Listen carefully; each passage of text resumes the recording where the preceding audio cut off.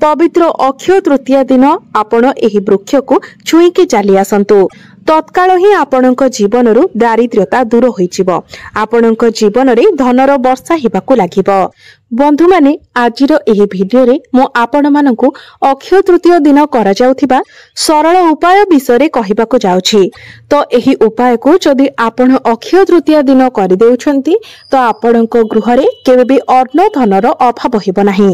आपणक गृह रे सुख शांति एवं समृद्धिर वास हेबो। वैशाख मासर शुक्ल पक्षर तृतीया तिथि को आमे माने अक्षय तृतीया भाबरे पालन करिथाउ। बंधु माने अक्षयर अर्थ हेउछि जहा केबे सरे नाही। अक्षय तृतीयार तिथिटी बा दिनटी सेही दिन अटे जेउ दिन शुभ फल एवं सौभाग्यर केबे भी क्षय होई न थाए। एही दिन करा जायथिबा प्रत्येक कार्य मनुष्य को शुभ फल प्रदान करिथाए। एही अक्षय तृतीयार पर्वटी पृथ्वीर रक्षक प्रभु श्री लक्ष्मी नारायण को समर्पित अटे। शास्त्र अनुसार एही दिन प्रभु श्री विष्णु परशुरामंकर अवतार नेइथिले एवं एपरि मान्यता मध्य रहिछि जे एही दिन मां गंगा स्वर्गरु धरित्री को आसीथिले। तृतीय मान्यता हेउछि एही दिन मां लक्ष्मींकर जन्म दिवस अटे। सेथिपाई जदि एही दिन आपण किछि उपायर पालन करूछंती तो आपणक जीवन रे सुख समृद्धि द्विगुणित हेबो। तेबे आसंतु जानि नेबा पवित्र अक्षय तृतीया दिन आपण केउ गछ को छुईबा द्वारा आपणकु अक्षय पुण्य फलर प्राप्ति हेबो। तो पवित्र अक्षय तृतीयार पर्वटी चलित वर्ष एप्रिल 30 तारिख बुधवार दिन पड़िबाकू जाउछि एवं एही दिन सर्वार्थ सिद्धि जोग निर्माण हेउछि एवं दिन सारा एही दिन सर्वार्थ सिद्धि जोग रहिबो जाहाको अत्यंत शुभ जोग बोली माना जायथाय। बंधु माने किछि एपरि वृक्ष मानक विषय रे आमर धर्मशास्त्र रे कुहा जायछि जेउथिरे अक्षय तृतीया दिन ब्रह्मांडर महान शक्तिशाली दिव्य शक्ति मानकर वास होइथाय। तो अक्षय तृतीया दिन जदि सठिक मुहूर्त रे आपण एही वृक्ष गुडी को छुई देई चाली आसुछंती तो आपणक जीवन रे आपण जे कोनोसी समस्या को नेकी चिंतित थांतु ना काहेकि से सब समस्या आपणकर दूर होइजिबो। जदि आपण आर्थिक समस्या देई गति करूथिले तो आर्थिक समस्या मध्य आपणकर दूर होइजिबो। धन जनित समस्त समस्या आपणकर दूर होइजिबो। आपणकर जहा भी किछि मनस्कामना थिला ताहा मध्य आपणकर पूर्ण होइजिबो। आपणको जदि आपणको पाखरे चाकरी नथिला तो आपणको चाकरी प्राप्ति हेबो। आपण जदि व्यापार वाणिज्य करूछंती तो व्यापार वाणिज्य क्षेत्र रे आपणकर उन्नति हेबो। आपणको पाखरु अनेक दिगरु धन आसीबो। आपणकर जदि अजथा खर्च हेउथिला तो आपणकर खर्च मध्य नियंत्रण को आसी जिवो एवं आपणकर धन रे वृद्धि मध्य हेबो। आपण जेउ भी कार्य आरंभ करिवे सेथिरे आपणको सफलता मिलिबो। ध्यान रखिबे जेउ वृक्ष विषय रे मु आपण मानकु कहिबाकू जाउछि धर्मशास्त्र अनुसार एही वृक्ष गुडिक पावन वृक्ष अटे। अर्थात एही वृक्ष गुडिक छुईबा मात्रे ही आपणकर समस्त समस्या दूर होई जाय थाए एवं आपणकर जहा भी मनस्कामना रही थाए ताहा पूर्ण होई थाए। आमर धर्मशास्त्र रे संपूर्ण भाबरे लिखा जायछि वृक्षलता गुडिकरे भगवानंकर वास होई थाए। सेथिपाई प्राचीन काल रे लोकमाने वृक्षलतांको अधिक मात्रा रे पूजा करुथिले। सकाळु उठिबा क्षणी वृक्षर दर्शन करुथिले। स्नान सारिबा परे प्रथमे तुलसी मूलरे जल अर्पण करुथिले कारण प्राचीन कालर लोकमानंकु एही कथा जणा थिला जे वृक्षरे साक्षात देवी देवता। विज्ञान मध्य एही कथा कहिथाए जे वृक्षलता ही आमर जीवन बंचाइबार सबुठारु बड़ कार्य करिथांती कारण आमे निश्वास नेबा पई जे अम्लजान व्यवहार करिथाउ ताहा आमे केवल गछ ठारु ही पाइथाउ।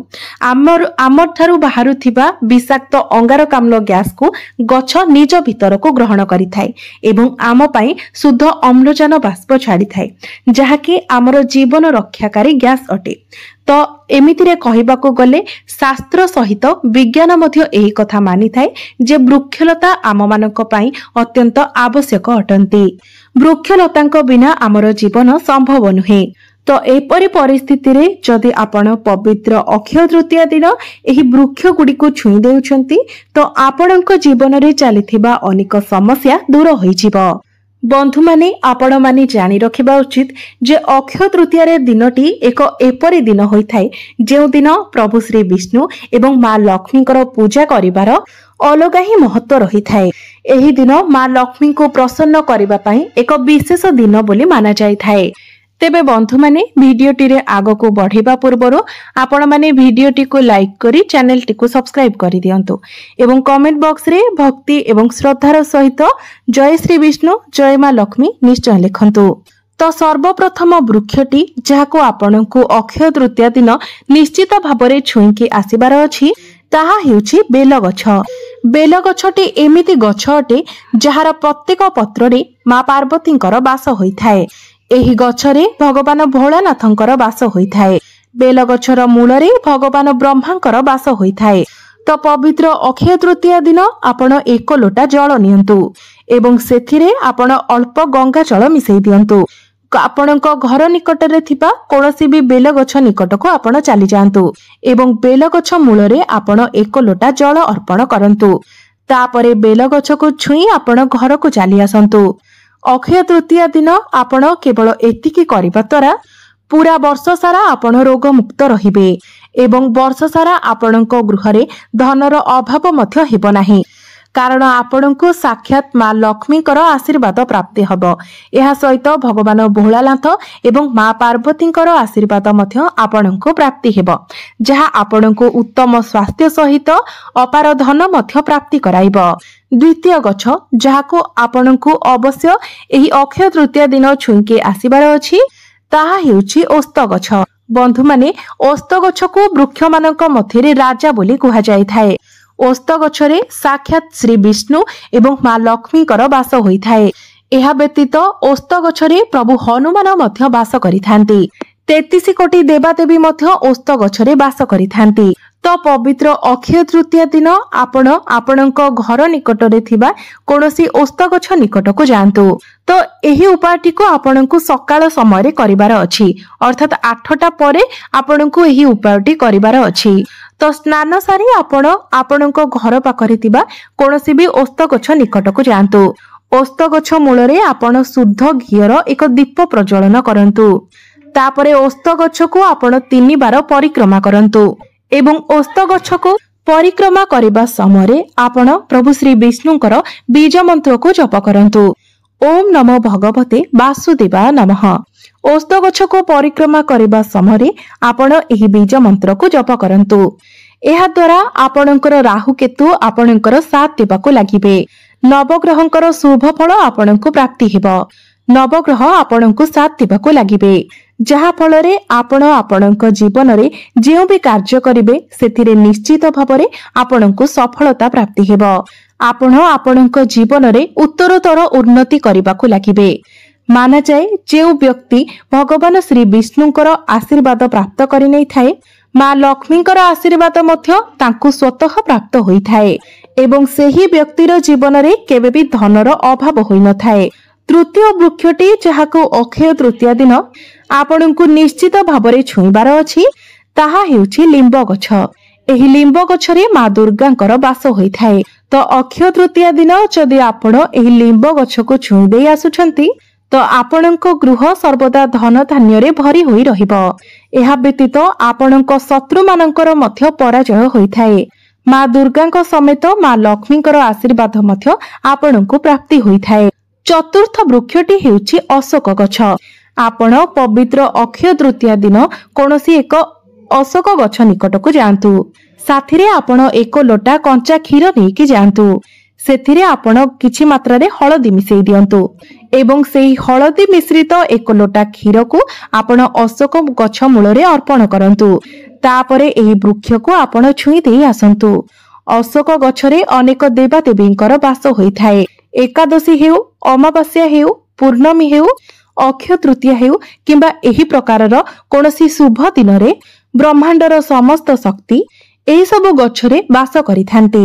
ବ୍ରହ୍ମାଣ୍ଡର ଶକ୍ତିଶାଳୀ ଶକ୍ତିମାନେ। ତ ପବିତ୍ର ଅକ୍ଷୟ ତୃତୀୟା ଦିନ ଆପଣ ଅଶୋକ ଗଛକୁ ନିଶ୍ଚିତ ଭାବରେ ଛୁଇଁ ଦେଇ ଆସନ୍ତୁ। ଏବେ ପଞ୍ଚମ ବୃକ୍ଷଟି ହେଉଛି ପାରିଜାତ ବୃକ୍ଷ, ଯାହାକୁ ଅନେକ ଲୋକମାନେ ଗଙ୍ଗଶିଉଳି ନାମରେ ମଧ୍ୟ ଜାଣିଛନ୍ତି। ଏହି ଗଛଟି ଅତ୍ୟନ୍ତ ଗୁଣକାରୀ ଏବଂ ଶୁଭକାରୀ ଅଟେ, କାରଣ ଏହି ପାରିଜାତ ବୃକ୍ଷଟି ସମୁଦ୍ର ମନ୍ଥନ ସମୟରେ ଉତ୍ପତ୍ତି ହୋଇଥିଲା। ଏହାକୁ ସ୍ୱର୍ଗରେ ଦେବରାଜ ଇନ୍ଦ୍ରଙ୍କର ନନ୍ଦନ ବନରେ ସ୍ଥାପିତ କରାଯାଇଥିଲା। एवं एहाको मानव जातिर कल्याण उद्देश्य रे भगवान श्रीकृष्ण आमर पृथ्वी लोक को आनिथिले।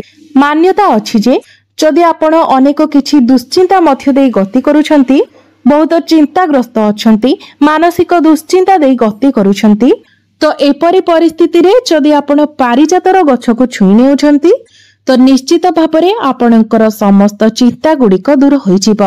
आपण निज भितरे अपार शांति अनुभव करिथांती।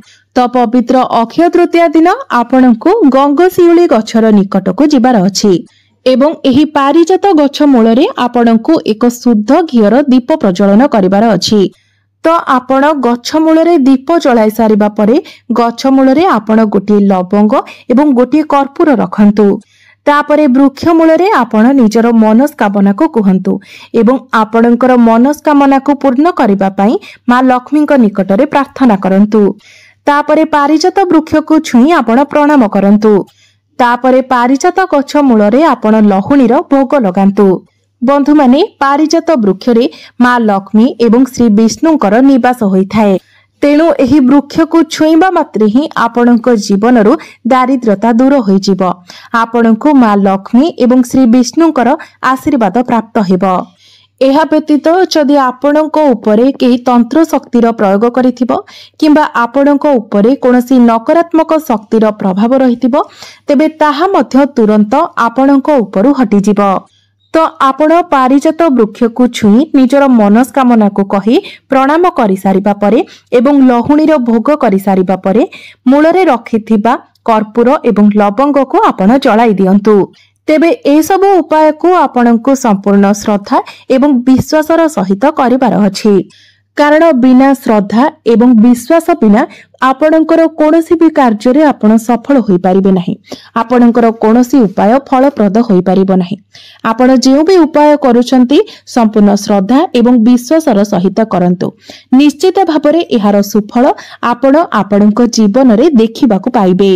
तेबे बंधु माने आजिर वीडियो रे मो आपण मानकू जे पावन वृक्ष गुड़िक विषय कहिली एही वृक्ष मध्यरु कोनोसी एक वृक्ष को आपण पवित्र अक्षय तृतीया दिन छुई देई आसंतु। निश्चित भाबरे आपणक जीवन रे चालिथिबा समस्त दुख कष्ट समस्यार अंत हेबो। आपणकू मां लक्ष्मी एवं श्री विष्णुकर विशेष कृपा प्राप्ति हेबो, जहा फलरे आपणक जीवन रे चालिथिबा धन जनित समस्या मध्य दूर होइजिबो। आपणक गृह रे मां लक्ष्मीकर स्थायी वास हेबो। तो बंधु माने मोर एही भिडियोटी जदि आपण मानकू भलो लागि थाए तेबे भिडियोटी को लाइक करी चैनल टी को सब्सक्राइब करि देबे एवं कमेंट बॉक्स रे भक्ति एवं श्रद्धार सहित